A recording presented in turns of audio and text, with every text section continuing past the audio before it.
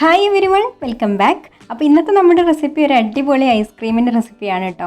അപ്പോൾ നിങ്ങൾ മിക്ക പേരും കഴിച്ചിട്ടില്ലാത്ത ഒരു ഐസ്ക്രീമാണ് ഇന്ന് ഞാനിവിടെ ചെയ്യുന്നത്. അതായത് ചായ ഐസ്ക്രീമാണ് കേട്ടോ. അപ്പോൾ നമുക്ക് എങ്ങനെയാണ് ഈ അടിപൊളി ചായ ഐസ്ക്രീം ഉണ്ടാക്കുക എന്നുള്ളതൊന്ന് നോക്കാം.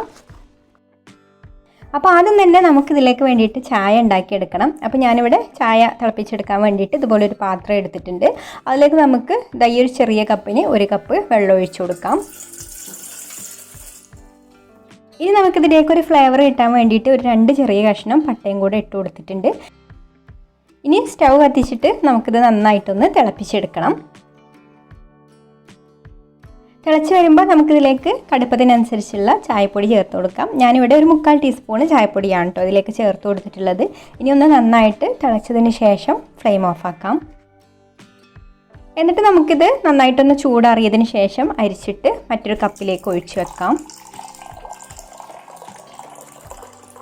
അപ്പോൾ നമ്മുടെ ചായ ഐസ്ക്രീമിലേക്ക് വേണ്ട ചായ ഇവിടെ റെഡി ആയിട്ടുണ്ട് കേട്ടോ. ഇനി ഞാനിതൊന്ന് തണുപ്പിച്ചെടുക്കാൻ വേണ്ടിയിട്ട് ഫ്രിഡ്ജിലേക്ക് വെക്കുകയാണ്.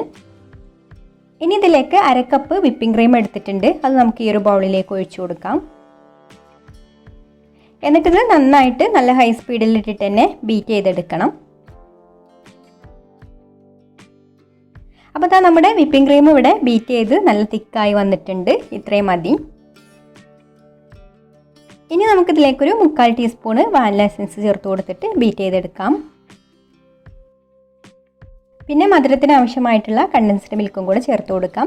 അപ്പോൾ ഞാനിവിടെ കുറച്ച് സ്വീറ്റ് ആയിട്ടുള്ള വിപ്പിംഗ് ക്രീമാണ് കേട്ടോ എടുത്തിട്ടുള്ളത്. നമ്മൾ കേക്കിനൊക്കെ ഉപയോഗിക്കുന്ന വിപ്പിംഗ് ക്രീമാണ്. അപ്പോൾ അതുകൊണ്ട് കൂടുതലായിട്ട് മധുരത്തിൻ്റെ ആവശ്യം വരില്ല. അപ്പോൾ കുറച്ച് കണ്ടൻസ്ഡ് മിൽക്ക് ഇതിൽ ഒഴിച്ചു കൊടുത്തിട്ടുണ്ട്. നമുക്ക് മിക്സ് ചെയ്ത് നോക്കിയിട്ട് വേണമെങ്കിൽ ചേർത്ത് കൊടുക്കാം. അപ്പോൾ കണ്ടൻസ്ഡ് മിൽക്ക് ഇല്ലെങ്കിൽ പഞ്ചസാര പൊടിച്ചത് ചേർത്ത് കൊടുത്താലും മതി കേട്ടോ.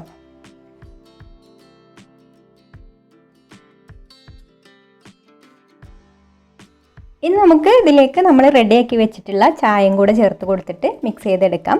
അപ്പോൾ ഈ ഒരു ചായ ഞാനിപ്പോൾ ഇതിലേക്ക് മുഴുവനായിട്ട് ചേർത്ത് കൊടുത്തിട്ടില്ല കേട്ടോ. നമ്മൾ 1/2 കപ്പ് ക്രീമല്ലേ എടുത്തിട്ടുള്ളൂ. അപ്പോൾ അതിനനുസരിച്ചുള്ള ചായ ഒഴിച്ചു കൊടുത്താൽ മതി.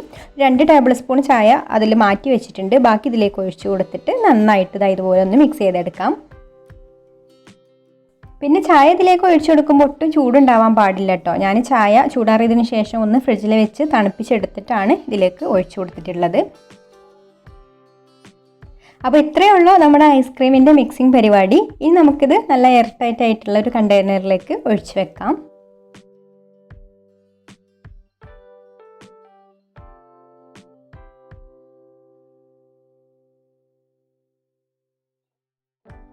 ഇനി നമുക്കിത് അടച്ച് വെച്ചിട്ട് ഫ്രീസറിൽ വെക്കാം സെറ്റാവാൻ വേണ്ടിയിട്ട്.